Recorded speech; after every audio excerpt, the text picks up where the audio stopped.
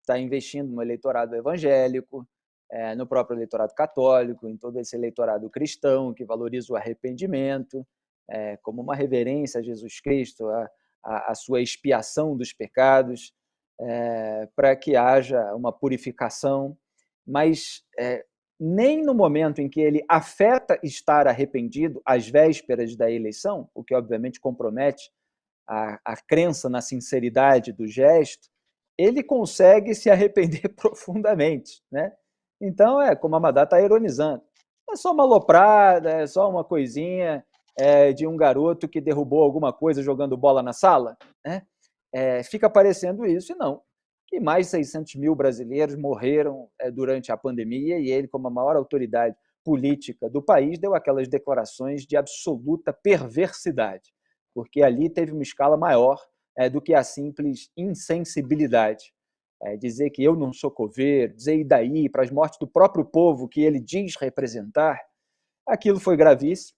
E é claro que ele afeta um arrependimento às vésperas da reeleição em relação a algumas dessas declarações, não em relação às suas ações e omissões. Isso aí continua valendo tudo.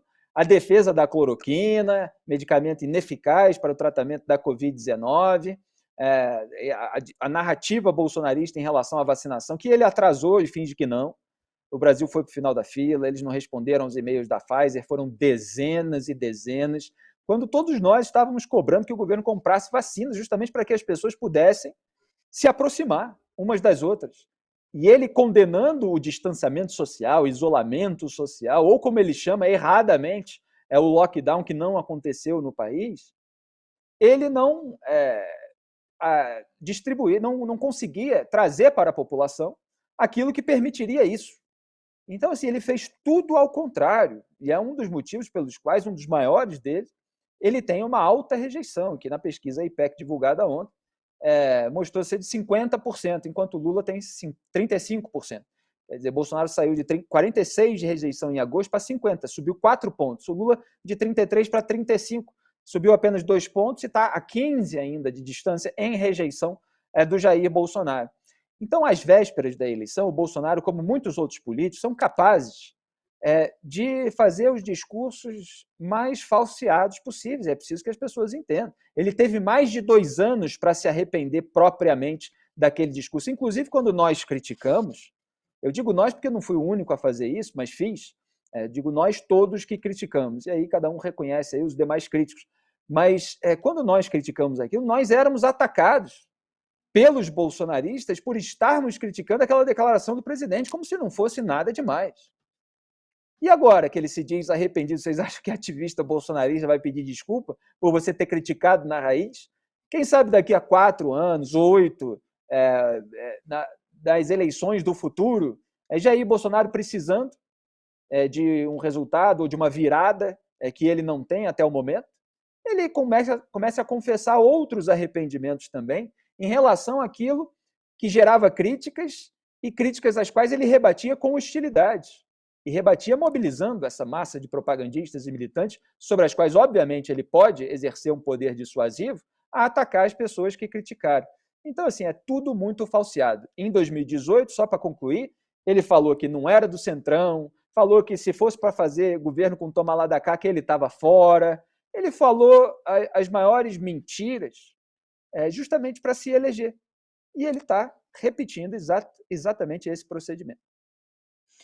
Olha, Felipe, uma coisa que você ainda não aprendeu é que não são Lá as vem a pessoas que professora apoiam Madá. Bolso Madá. não são as pessoas que apoiam Bolsonaro que têm que pedir desculpa. Você é que tem que pedir desculpa por ter feito o Bolsonaro ter que pedir desculpa. Você entendeu? Pois é. Porque nós estamos numa luta do bem contra o mal. Do bem contra o mal, da direita Isso. contra a E como é que esquerda, da é? Quem liberdade poupa o contra o lobo autoritarismo. sacrifica o cordeiro. Então, como você falou que ele Repertório estava todo de errado frases quando ele feitas. estava. Não, você falou que ele estava errado quando ele estava errado. E aí mais pessoas Eu falaram que ele ousei estava fazer isso. errado. Aí fica todo mundo que ele tá errado, que ele tá errado. Aí ele estava errado, aí tem documento que ele tá errado, tem decisão judicial que ele tá errado. Aí a mulher dele chega para ele e fala que ele tá errado. A Laurinha falou que ele tá errado. O cachorro que eles adotaram aprendeu a Não sei bater se eles falaram, continência, não não, mas quis tudo mais bem. bater continência para ele. Aí ele falou: "Putz, eu Isso estava pode ser errado. verdade. A culpa é de quem? É sua que levantou essa lebre. Se eu não Ele não tivesse tem culpa. começado tudo isso, né, de repente ele não precisava mostrar arrependimento. Pois é, Não tava esse mas atrito com o cachorro, entendeu? Que é onde nós chegamos, até nem o cachorro mais está batendo continência, por sua causa. Então, é é, assim que funciona a política nacional hoje em dia, né? é, Não sei aqui se eu que estou travada, se o Felipe. agora parece que você está travado aí para mim. Vou tentar aqui. A produção está me avisando que travou a Madá, é isso? O pessoal continua me acompanhando? Então, Madá estava aí ironizando os ataques bolsonaristas a nós críticos que apontamos os erros do presidente. Depois, anos depois, né, mais de 2 anos depois, o presidente se diz arrependido e pronto. Né? Todos os ataques é como se nada tivesse existido. Pronto, Madá voltou para concluir o seu raciocínio. Diga. Então, é o meu raciocínio é que a culpa é sua, entendeu? Que quando E eu uma coloco em quem quiser, que nem o liderança. Lula, né? A culpa é É, dele, coloca no Ciro. então, e por que que tem que fazer a pessoa se desculpar sem, vamos dizer, fazer nenhum tipo de reparação quando ela estava errada mesmo? Para humilhar, Felipe? Então, assim, foi muito, é uma coisa, uma perseguição, né?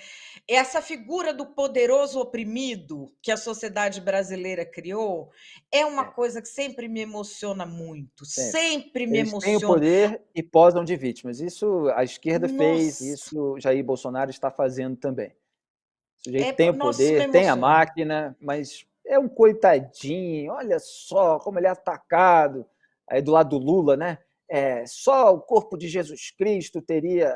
Não, não, acho que ele nem disse que Jesus Cristo teria mais, quando ele falou das chibatadas. Foi um vídeo que eu resgatei, dele fazendo campanha lá no Nordeste, junto com Humberto Costa, no palanque dele, dizendo, se fosse contar as chibatadas que eu tomei, se eu fosse tirar a camisa, ia ter tantas quantas, ou mais, não me lembro agora, Jesus Cristo e tal, etc.